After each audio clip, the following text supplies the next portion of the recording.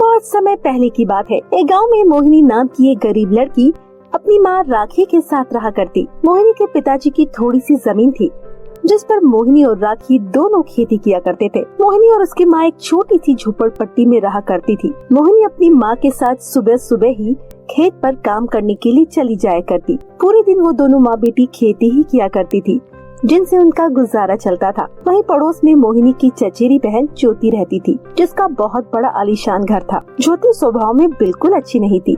वो अपनी अमीरी पर बहुत ज्यादा घमंड दिखाया करती और मोहिनी से बहुत जला करती। वो हमेशा उसे नीचा दिखाने की कोशिश करती। ऐसे ही दिन बीत रहे होते हैं। एक दिन एक परी बुढ़िया का रूप बदलकर गांव के अंदर घूमती है। ऐसे ही वो बूढ़ी अम्मा ज्योति के घर के आगे आकर रुक जाती है और ज्योति के घर का गेट खटखटाते हुए बोलती है, कोई है? बेटा मैं बहुत भूखी हूँ, मुझे थोड़ा खाना और पानी दे दो। बूढ़ी अम्मा की आवाज सुनकर ज्योति अपने घर का गेट खोलती है और बोलती है, सब कुछ बदल जाएगा लेकिन तुम लोगों की मांगने वाली आदत कभी नहीं जाएगी। शर्म नहीं आती है मांगते हुए? भगवान ने अच्छे खासे हाथ पैर दिए हैं, जा करके कमा लो। पता नहीं कहाँ कहाँ से मुँह उठाकर चले आते हैं मांगने के लिए। चलो निकलो यहाँ से, मेरे पास कुछ भी नहीं है खाना वाना। बेटा मैं बहुत दूर से पैदल चलकर आ रही हूँ, थोड़ा सा खाने दे दो। क्या हो जाएगा थोड़ा सा देने से? गुस्सा मत करो। गुस्सा नहीं करूँ तो और क्या करूँ? तुम लोग तो फ्री का मांगने आ जाते हो, हम लोगों को तो मेहनत से कमाना पड़ता है। मेरा काम धंधा अभी घाटे में चल रहा है, ऊपर से तुम जैसे लोग मांगने आ जाते हैं। गुस्सा नहीं आएगा तो और क्या आएगा? इसलिए मैं बोलती हूँ चुपचाप यहाँ से निकल जाओ, तुम्हारे लिए यही अच्छा होगा। नहीं तो मैं अपने सिक्योरिटी वालों को बुलाकर तुम्हें धक्के मारकर यहाँ से बाहर निकाल दूंगी। ज्योति उस बुढ़िया अम्मा को डांट कर अपने घर से भगा देती है। बुढ़िया अम्मा वहाँ से मुस्कुराते हुए चली जाती है। आगे चलते चलते वो बूढ़ी अम्मा मोहिनी की झोपड़ी के पास रुकती है और बाहर खड़ी मोहिनी को देखकर उसके पास जाती है और बोलती है, बेटा मैं बहुत दूर से आ रही हूँ, क्या तुम मुझे थोड़ा बहुत खाना पानी दे सकती हो? अरे अम्मा जी आप बाहर क्यों खड़ी हैं? चलिए जल्दी से अंदर चलिए, मैं आपको चल करके खाना खिलाती हूँ। मोहिनी अम्मा जी को अपने घर के अंदर ले जाती है। तभी अम्मा जी मोहिनी के घर के अंदर जाकर उसके सामान को देखकर बोलती है, बेटा तुम मुझे कितने प्यार से अंदर लेकर आई हो, ऐसा क्यों? अम्मा जी मेरी माँ बोलती है हमें हर किसी की मदद करनी चाहिए, चाहे हम उसे जानते हो या नहीं। आप बहुत दूर से आई हैं, अगर मैं आपकी मदद ना करूँ तो फिर ये अच्छा थोड़ी ना है। आप बैठिए, मेरी माँ अभी आती होगी। ऐसा बोलकर मोहिनी अम्मा जी के लिए खाना लेने के लिए चली जाती है। तभी थोड़ी देर में रानी भी खेत से आ जाती है, जिसके बाद अम्मा जी और राखी दोनों मिलकर खूब बातें करते हैं। मोहिनी अपनी माँ और अम्मा जी के लिए खाना लेकर आती है और उन्हें भरपेट खाना खिलाती है। अम्मा जी बहुत थक गई होती है, इसीलिए राखी उन अम्मा जी की पाँव दबा देती है। जिसके बाद अम्मा जी थोड़ी देर के लिए सो जाती है। जब उनकी आँख खुलती है तो वो मन ही मन सोचती है, सचमुच कितनी भली लड़की है, इसकी माँ और ये दोनों कितने गरीबी में जी रहे हैं, फिर भी इन दोनों ने मुझे भरपेट खाना खिलाया और मेरी सेवा की। सचमुच मैं तो इनकी सेवा से खुश हूँ, इसीलिए मैं इनको अपना जादुई गुलाब दे देती हूँ। ऐसा सोचकर अम्मा जी उठती हैं और बोलती है, राखी और मोहिनी बेटा तुम्हें जो कुछ भी मांगना है तुम मुझसे मांग सकती हो, क्योंकि तुमने मेरी बहुत सेवा की है। नहीं अम्मा जी, हमें आपकी सेवा करने का बहुत मौका मिला, हमारे लिए सौभाग्य की बात है, हमें आपसे कुछ नहीं चाहिए। जी अम्मा जी, मोहिनी बेटा बिल्कुल सही कह रही है, आप तो मेरी माँ जैसी हैं।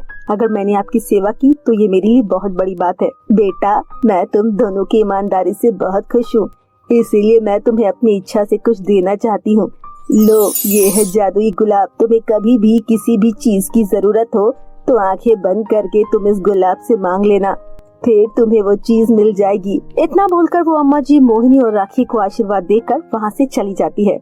ऐसे ही बहुत दिन बीत जाते हैं। मोहिनी उस गुलाब को रखने के बाद उसको भूल जाती है और उसका कोई भी प्रयोग नहीं करती। ऐसे ही कई महीने बीत जाते हैं। आंधी और तूफान आने के बाद राखी और मोहिनी की सारी फसल खराब हो जाती है, जिस कारण से उनके घर में खाने का एक दाना नहीं होता। इसलिए वो अपनी चचेरी बहन ज्योति के पास मदद मांगने के लिए जाती है और बोलती है, दीदी हमारी सारी फसल खराब हो गई है, जिस कारण से हमारे घर में खाने के लिए कुछ नहीं है। माँ भी बहुत दुखी है, क्या आप हमें खाने के लिए थोड़ा सा अनाज दे देंगी? जैसे ही मेरे पास पैसे आ जाएंगे मैं आपका अनाज वापस कर दूंगी। माफ करना, लेकिन अभी हमारे घर में राशन नहीं है। तुम्हें तो पता है मेरा काम कितना कम चल रहा है, जिस कारण से मैं भी एक समय की रोटी खा पा रही हूँ। थोड़ा बहुत राशन मेरे घर में है, अगर वो मैं तुम्हें दे दूंगी तो मेरा क्या होगा? और फिर मुझे शक है कि तुम मेरा राशन वापस भी कर पाओगी या नहीं। अपनी चचेरी बहन की ऐसी बातें सुनकर मोहिनी उदास हो जाती है और अपने घर की तरफ जाने लगती है। जैसे ही वो ज्योति के घर के दरवाजे से निकल रही होती है, तभी वो देखती है ज्योति के घर के बाहर एक पिज्जा डिलीवरी वाला लड़का खड़ा है। ज्योति बाहर आती है और उसको पैसे देते हुए पिज्जा ले लेती है। ये सब देखकर मोहिनी उदास हो जाती है और अपने घर जाकर अपनी माँ को सब कुछ बताती है। तभी उसकी माँ उसको जादुई गुलाब की याद दिलाती है। जिसके बाद मोहिनी उस जादुई गुलाब को बाहर निकालती है और उसे हाथ में लेकर आंखें बंद करके बोलती है, हे जादुई गुलाब, आज मैं और मेरी माँ बहुत भूखी है। हमारे घर में राशन का एक दाना नहीं है, क्या तुम हमें खाने के लिए कुछ दे सकते हो? मोहिनी के इतना कहते ही एक टेबल पर बहुत सारा स्वादिष्ट खाना प्रकट हो जाता है। अपने सामने इतना स्वादिष्ट भोजन देखकर राखी और मोहिनी खुश हो जाती है। इस तरह मोहिनी को जब कभी किसी चीज की जरूरत होती तो जादुई गुलाब से मांग लिया करती। ऐसे ही धीरे धीरे करके मोहिनी अमीर हो जाती है और वो अपनी झोपड़ी वाली जगह एक बहुत ही आलीशान और सुंदर घर बनवा लेती है। जब इन सब की खबर ज्योति को लगती है तो मोहिनी के घर आती है और मोहिनी से बोलती है, अरे बहन मोहिनी, तुम अचानक इतनी अमीर कैसे हो गई? क्या तुम्हारी कोई लॉटरी लगी है? नहीं दीदी, मेरी कोई लॉटरी नहीं लगी है। तो फिर ये सब कैसे हुआ? कल तक तो तुम गरीब थी, अचानक इतनी अमीर कैसे हो गई? ये सब कुछ तो अम्मा जी के जादुई गुलाब के चलते हुआ है। एक दिन एक अम्मा जी मेरे घर आई थी। वो बहुत भूखी प्यासी थी। वो मुझसे खाना मांग रही थी। मैंने उन्हें भरपेट भोजन कराया, जिससे खुश होकर उन्होंने मुझे जादुई गुलाब दे दिया और मैं जादुई गुलाब से जो कुछ मांगती हूँ वो मुझे मिल जाता है। अच्छा, पहले वो अम्मा जी मेरे घर आई थी। अगर मैंने उनकी मदद करी होती तो आज ये जादुई गुलाब मेरे पास होता। मैंने एक जादुई गुलाब गवा दिया। ज्योति को अपनी गलती का एहसास हो जाता है और वो पैर पटकते हुए अपने घर चली जाती है। उस दिन के बाद मोहिनी और उसकी माँ राखी हंसी खुशी अपना जीवन बिताती है और गरीब और अनाथ लोगों की मदद करती है और वो हर सप्ताह भंडारा भी करवाया करती। तो मेरे प्यारे दोस्तों, कैसी लगी आपको हमारी ये कहानी? कमेंट कर जरूर बताएं। अगर कहानी अच्छी लगी हो तो वीडियो को लाइक, चैनल को सब्सक्राइब करना ना भूले। फिर मिलती हूँ आपसे मजेदार इंटरेस्टिंग कहानी के साथ। तब तक के लिए बाय बाय दोस्तों।